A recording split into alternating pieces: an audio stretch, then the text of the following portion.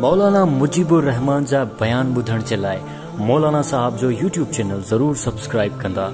सल्लल्लाहु अलैहि वसल्लम फरमायो, अगर कोई अल्लाह जी रज़ा लाइ मस्जिद में एतिकाफ़ लाइ वेहे थो, अल्लाह ताला उनखे छा ॾींदो?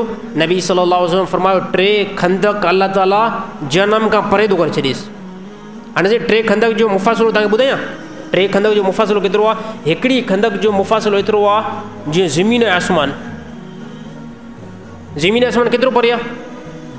पहुची को सघियो आहे भला? हिन टाइम ताईं ॾाढो ज़ोर लॻायो आहे जेको अंग्रेज़नि बि चंड ताईं जेको आहे मुश्किल पहुची सघिया आहिनि, पर ज़मीन आसमान केतिरो वॾो मुफ़ासिलो आहे। नबी सल्लल्लाहु अलैहि वसल्लम फरमायो, एतिकाफ़ में वेहणु अल्लाह जी रज़ा लाइ अल्लाह ताला जनम खां एतिरो परे करे थो। 3 खंदक, हिकिड़ी खंदक जो मुफ़ासिलो केतिरो आहे? ज़मीन आसमान।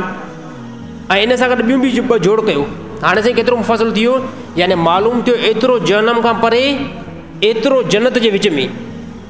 साईं जेतिरो जनम खां परे ओतिरो जन्नत जे विच में हूंदो न, हे मालूम ई न हदीस मां थिए थो। एतिरो जनम खां परे वेंदो, एतिरो जन्नत जे अंदरि वेंदो। इन खां अलावा ॿी का फज़ीलत?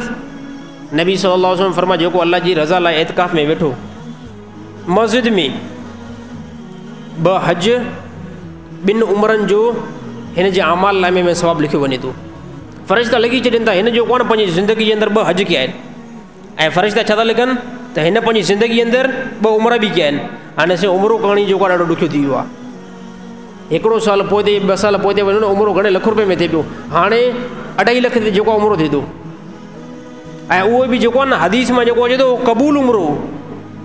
हितां जेकॾहिं अगरि पैसा सीड़िया वञो, अगरि जेकॾहिं अगरि बदनज़री कयो या अहिड़ी तरह जेको आहे सही अमाल सां उमिरो न कयो, उमिरो जेको आहे न बि थी सघे थो।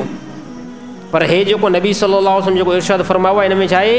अल्लाह जे नबी फरमायो क़बूल, क़बूल जेको आहे हज 2 हज 2 उमिरे जो अल्लाह ताला जेको आहे उहो सवाबु दाख़िल करे छॾे थो हिन जे अमाल में।